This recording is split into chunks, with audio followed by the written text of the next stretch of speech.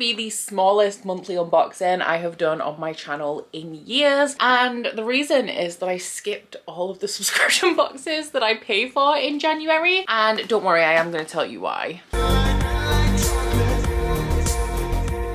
So today we only have my rep packages, so all of the boxes that I'm going to be opening for you guys today were sent to me, so thank you very much to Fairyloot and Illumicrate for providing the boxes in this video. So I do, as usual, have two Fairyloots to open for you guys, and that is the monthly adult fantasy box and also the monthly YA box. So in the YA box you get a brand new YA fantasy or sci-fi hardback release in an exclusive edition with a selection of Bookish goodies, and the adult box is a brand new adult sci-fi or fantasy hardback release in an exclusive edition, and this subscription is book only. I do know, because I have started looking up spoilers for subscription boxes, which is how all of my January boxes got skipped. So at some point in time I will have known what these books are, but I don't think I can remember. I do, however, know what the Illumicrate book is for the month, and if you guys are unfamiliar with Illumicrate, like Fairyloot, it is a UK based monthly subscription box with a brand new hardback release, usually fantasy or sci-fi, in a hardback exclusive edition. It also comes with a selection of Bookish goodies,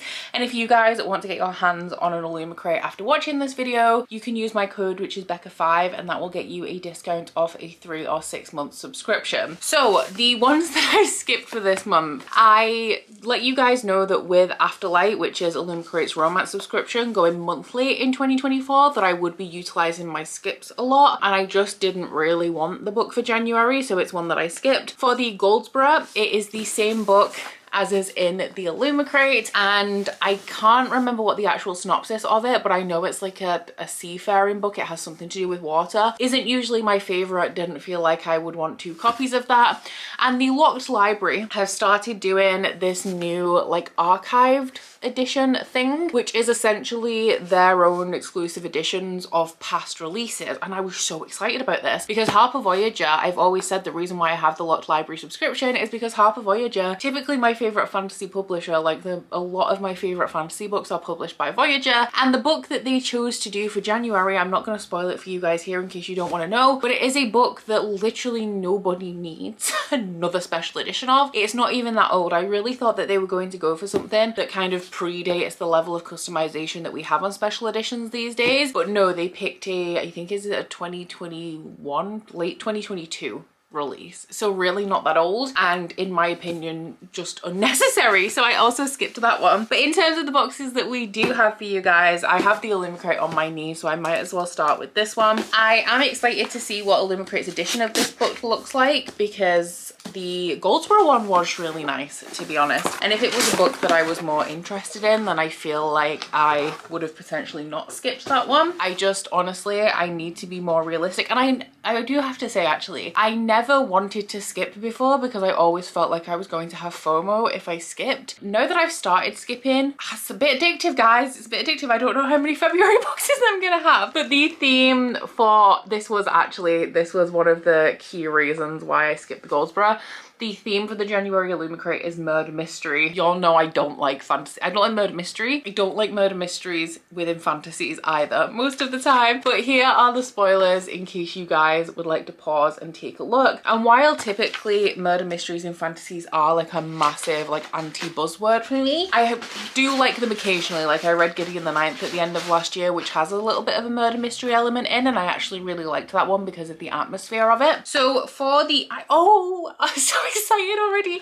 The first item I pulled out is a library stamp. So if you guys don't know what these are, I was thinking about asking Curtis to get me one of these for Christmas or something. It's a little stamp that you can put in the front pages of your books to say that like it kind of belongs to your library. Now I have wanted one of these because I think it would be really cute to have like a little monogrammed stamp for my favorite books in my collection, but then at the same time, like my most precious books are also hella collector's items, and while I do predominantly have the books for me, it also doesn't kind of like eliminate the fact that they are actually worth something. So I don't know if I want to stamp them, but I'm actually not going to assemble this because it is like sticky. But you have your little like stamper. And then you also have the stamp which says from the library of, and you can write your name underneath. This is really cool and I really like it. I am wondering, because of the way that this is assembled in the box, whether Illumicrate are going to provide more of these in the future, which would also be really cool. It does say that the artwork on this stamp as well is inspired by the Wayward Children series. Next up we have, oh, a phone grip. This could, oh, I just remembered. Sorry, I'm pre-filming this video and I keep forgetting things that I need to order before I go on a trip.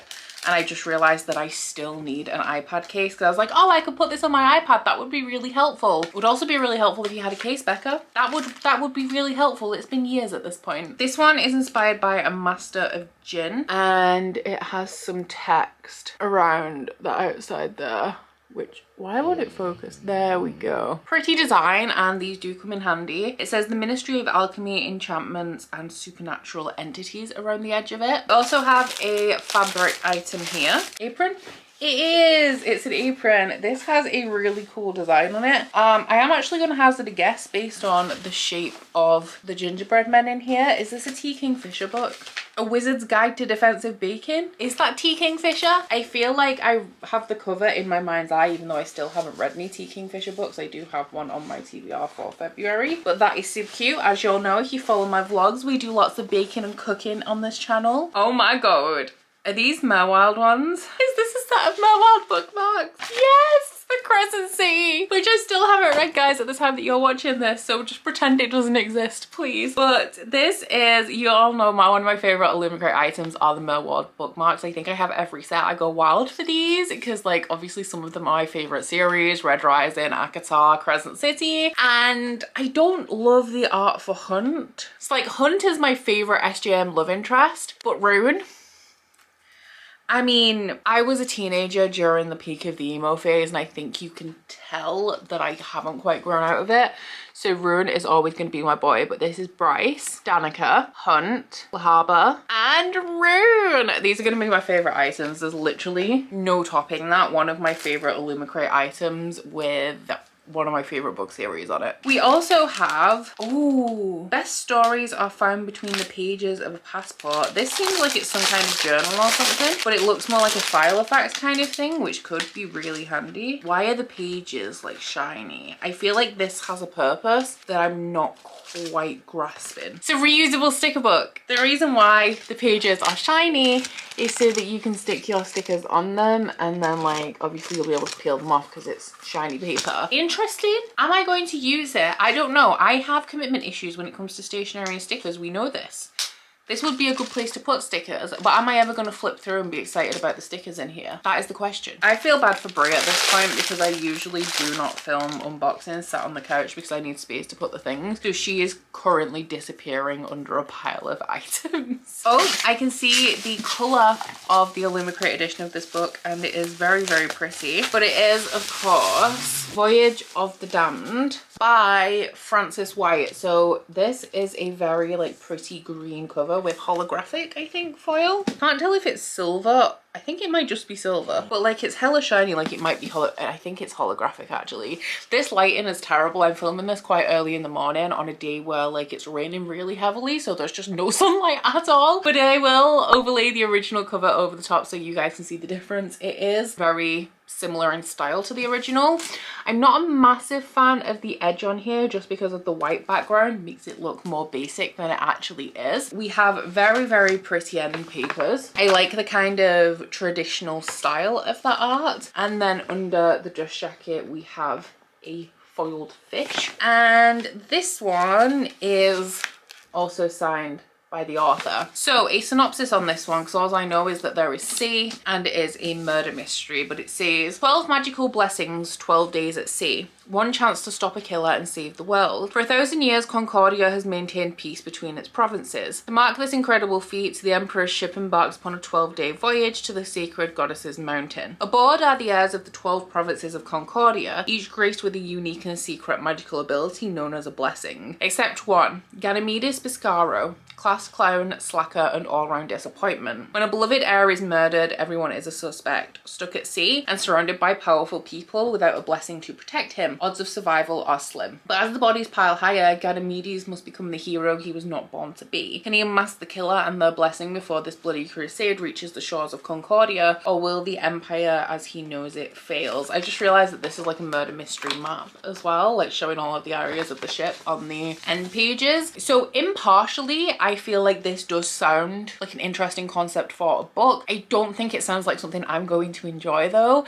I feel like it is going to have that classic murder mystery tone to it, which is what I really don't like. So I am going to give this a try, as I do with like all of the books that I receive in subscription boxes, but I'm not sure that this one is going to be for me. Down in my comments, let me know what your favorite item from this month's Illumicrate is. Of course, for me, it is the Crescent City bookmarks. Like, we were never in doubt. The second that I saw these, I knew that they were the ones. So next up we will go with the adult book only Fairyloot. The theme on this one is Star Chosen, which is interesting. I cannot remember what this is, and I know that I know. So in the little bag, oh, very pretty edge on here, we have a letter from the author on the back of this art card. I like the art, still don't know what this is. And it goes this way. It looks like it has a key on the edges. This one is, oh, the City of Stardust, more holographic foil. I like the geometric kind of design on the text of here, and this one is by Georgia Summers. This one has a very different cover to the original, which is why I was like low-key getting confused because I didn't recognize the cover of this.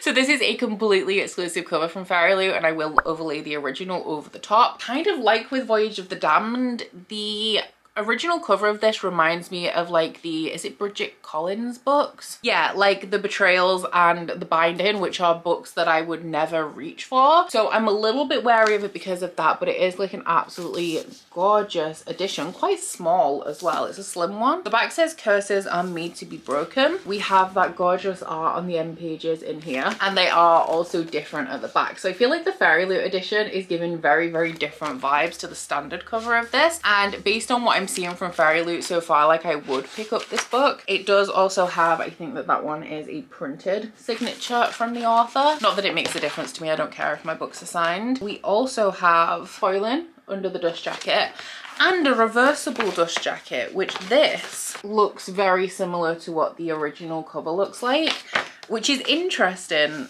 Oh, it's like a different colorway. It's like a purple and black, I think, whereas the original, yeah, is like navy and red.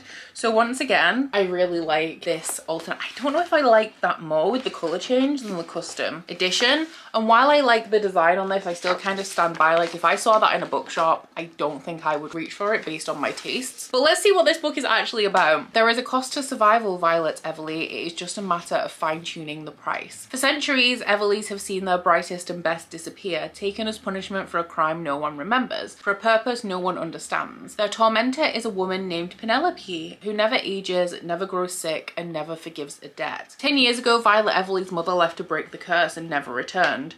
Now Violet must find her mother, or she will be taken in her place. Her hunt leads her to the seductive, magical underworld of power-hungry scholars, fickle gods, and monsters bent on revenge, and into the path of Penelope's quiet assistant, Alexander, who she knows cannot be trusted, and yet to whom she finds herself undeniably drawn. Tied to a very literal deadline, Violet will travel to the edges of the world to find her mother and the key to the City of Stardust, where the Everly story began. Okay, so based on the synopsis, this does sound really interesting and like something I will really like, unless it has like a Victorian style tone to the writing, because I feel like I've picked up books, essentially books that look like this in the past, and it's that Victorian kind of like atmosphere that kills it for me. But it does sound really, really good, and I really like both this cover and the reverse cover for the Fairyloot. And then our final box is of course the YA Fairyloot. Oh, the theme on this one is very pink, and it is Regency and Scandal. I will hold the spoilers here for a second in case you guys want to pause and read them. I will be going in blind. The first thing we have is a case. Could this be helpful? No, because it's a lunch bag. I was hoping it was another type of packing case. I know that Fairyloot have pretty much just included one of those, but I am going on a trip soon, so that would have been helpful. Although to be fair, it is literally just a bag. Like, you don't have to use this as a lunchbox. I feel that's actually like a really good size it's for rollers. It looks like a roller bag. But we do have a very pretty like wisteria pattern on this one, and it is inspired by the Wisteria Society of Lady Scoundrels by India Holton. We also have a brooch which says a fragile enchantment brooch. Oh, it does have character art on it. It's cool as a brooch and it fits the theme very well, but I don't foresee me wearing it anytime soon. We also have this, oops, little box which says, oh, the other one's plant pot. Okay, so this one is inspired by Emily Wilde, right? It's an interesting shape for a plant pot. Oh, it's a cute little wide one. This would actually be really good for my little succulents. This is very, very pretty, actually. I like this. It says the other lands on this side and has a floral design around here. And yeah, that would actually be very, very good for my succulents because I keep meaning to get them like a dish instead of clustering them in a pot and just not doing. And then, is this the last item? It might be. Is this another apron? This is, I think this one's like a waist apron. Yes, it is. This one is inspired by Half a Soul by Olivia Atwater. I really like the front pockets on this one. I guess a girl could never have too many aprons. I don't do enough cooking and baking that I can't wash an apron in between uses, but I do really like the colour and the design on this one.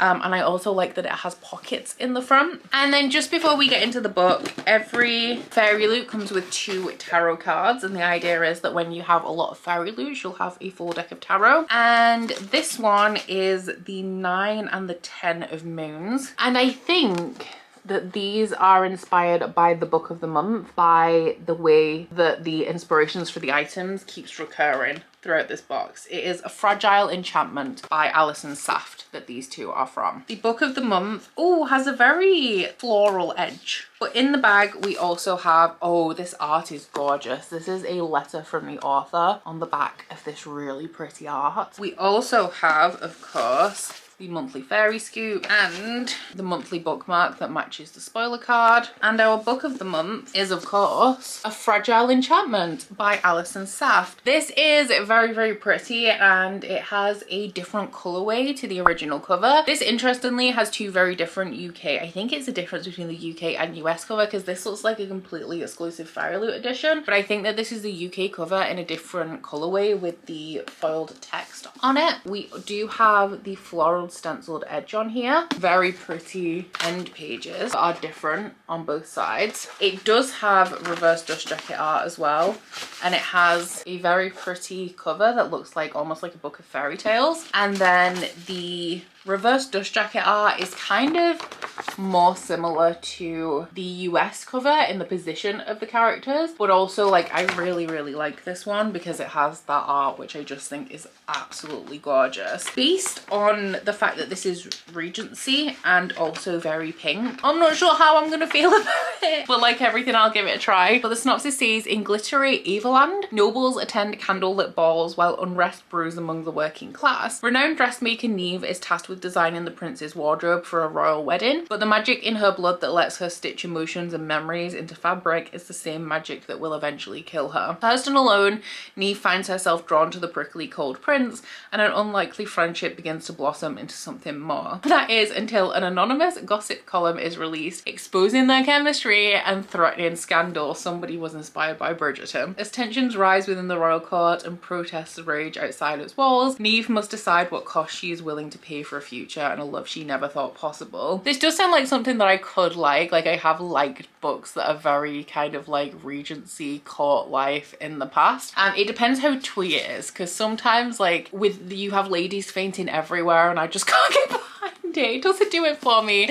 but a very, very pretty edition. Like with Illumicrate, down in the comments let me know what your favorite item from the Fairy Loot box is. For me, I think that it is the flower pot. It's a very like pinky pastel-y themed box from Fairy Loot, which isn't my favorite. Like y'all know, the pinky pastel-y girly vibe is not typically my vibe, but I do like the majority of the items. I like the apron, I like the flower pot, although I'm not sure I'll be using the lunch bag or the brooch. So here we have this month's stack of special editions. I can hold them in one hand, can you believe it? And as I know y'all love this part, here are our sprayed edges for January. In terms of the books, I think my favorite edition and the one that I'm actually most likely to enjoy would be the adult Fairyloot for this month, but like I said, I will give all of them a try and let you know my thoughts in the future. I am thinking about doing another subscription box only month coming up, so keep an eye out for that if you are interested. So that pretty much wraps up January's unboxing. Hopefully February's will be bigger. I do actually in the next couple of days need to figure out what I'm skipping for February. Like I said, I am pre-filming this, but if you enjoyed this video, please don't forget to like if you liked it and subscribe if you wanna. If you head to my description box, you'll find a link to my Goodreads, Instagram and Twitter if you'd like to follow me on any of those, as well as a link to my Bookish Candle website, the Etsy for that, and a 10% off discount code. That's it from me today, guys. Bye.